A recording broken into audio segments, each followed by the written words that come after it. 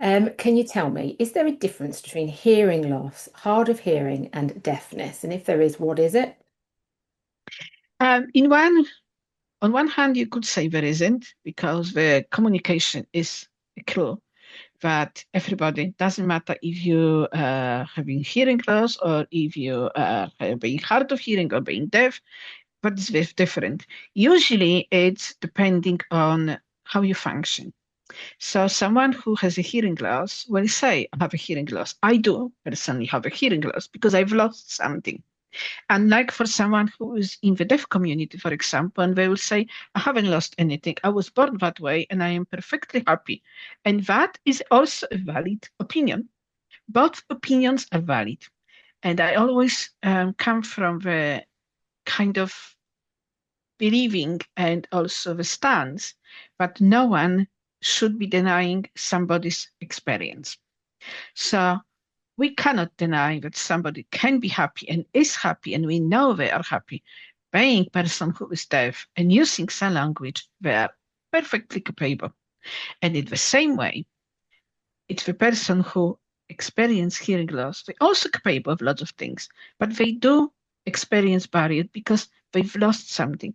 And sometimes I think it's actually even harder because you really are coming from a place where you have been hearing very well, you've been doing very well, and suddenly, due to illness, accident, disaster, could be anything, suddenly you lost your hearing, maybe partially, maybe fully.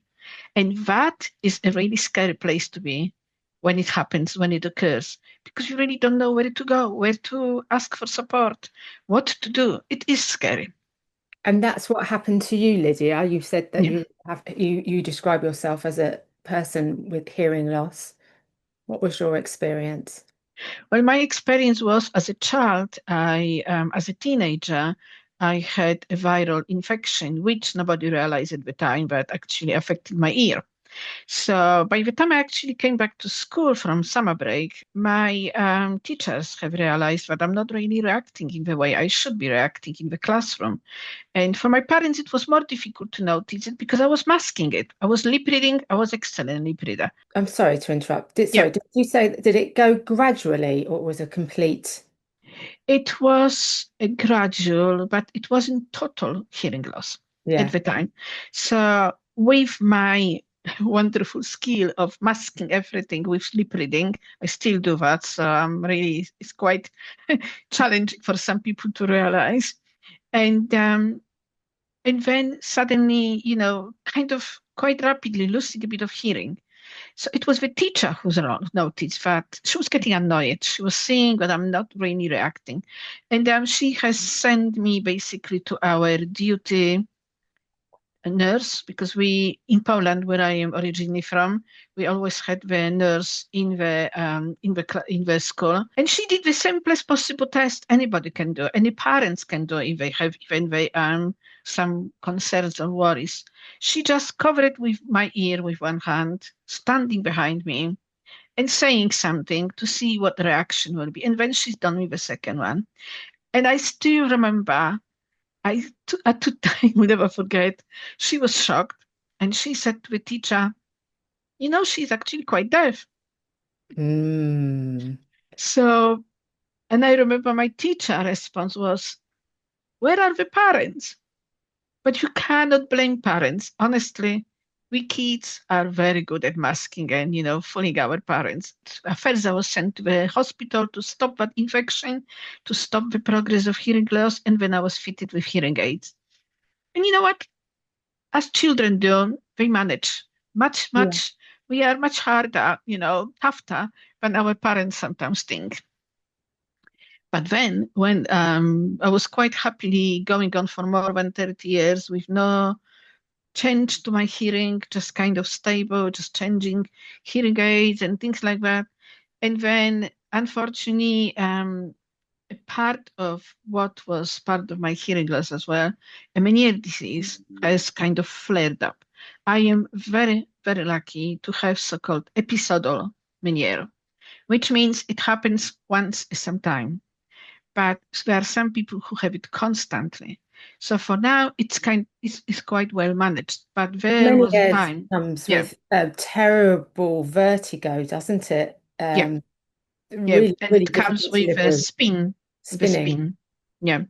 And what it does, the fluid from the ear organ, which is responsible for the balance, can spill into the ear where the cochlea is, and that's where the damage can occur. So it was during my time in Poland previously, I had that as well, but it was managed very quickly, treated as an emergency, and the fluid was quickly drained.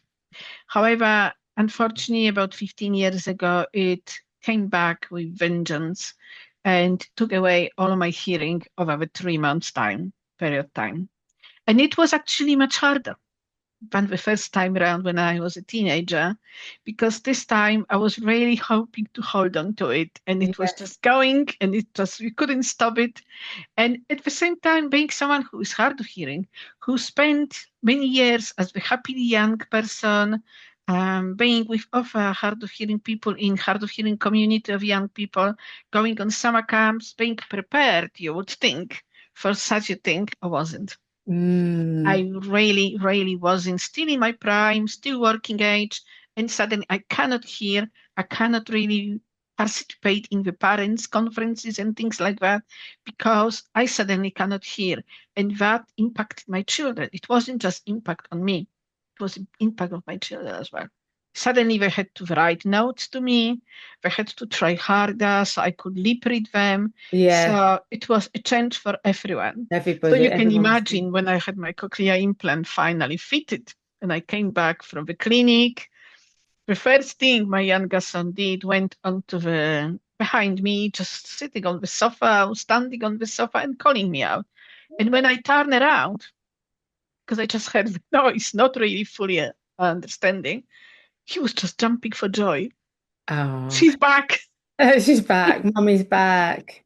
And this we're going to come on to the technology, but just for anybody who doesn't know what a cochlear implant is, could you just describe it? With hearing aids is you can have every 5 years replace, change depending on your programs and technology and colors you want or the make. With cochlear implants, you cannot do that. Once you choose your cochlear implant, it is a surgical operation. It's a surgical procedure where just one manufacturer, the one you are staying for life now, is supplying the device, which is going under the skin in with electrode inside the ear to replace what is lost. The electrical currents which are ongoing inside the ear when if we hear well and the sound is going through the cochlea and then sending electrical currents to the brain to process the whole sound, what it hears, from us, from the world. Inside the ear, there are like hairs. Those hairs are damaged when you lose completely your hearing. So because those hairs don't exist, they cannot carry that current to the brain. The Right. cochlear electrode itself, which is being winded inside the ear, is doing that job. Not in the same way it was possible and designed by the nature, but it's pretty close to it for many, many people. I mean, in your personal experience and through the work that you do at EFHOH and your other organisations, what are the common misconceptions about people who cannot hear?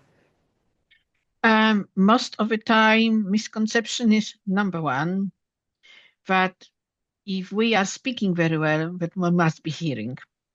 And that comes from the misconception when people meet majorly people who are deaf, who were born deaf, whose speech is not clear, and who use sign language, then that is the misconception. That is preconception in pretty everyone's mind. But this is what deafness is or hearing loss is. So if I present myself and I don't wear my cochlear implant and I say I am completely deaf and I need you to help me or to, just give me, nudge because somebody's calling me out or anything like that, please be, aware of it. And yet I will not get the correct reaction. The person will be thinking I am just winding them up or whatever because I speak too well, or by some pure coincidence, I have reacted to something what looks like they were calling me, and I reacted to them when it could be something else getting my eye gaze on them. As somebody who's been on the journey that you've been, and obviously all the work that you do, how important do you rate communication? Oh, number one. Or like my mum, for example, her hearing Mm, is really bad. mm. She really can't hear very well at all. She's got hearing aids. She doesn't very often put them in. Um, I start shouting, not shouting at her, but I'll say something. She hasn't heard it. So I'll repeat it back, but like loud. And she says to me, I don't need you to shout at me. I just need you to enunciate much more clearly when you're talking to me. Yeah, and that is basically 3 R's. Repeat, repeat, rephrase. Okay. Repeat, So repeat, sometimes, repeat. sometimes when you say the same thing, but in a different way, my brain might actually pick up easier. Mm. And sometimes it's just write quickly a note and just write a note and say this or point at something. So we know that you're pointing at this, like the counter. I just want that popcorn.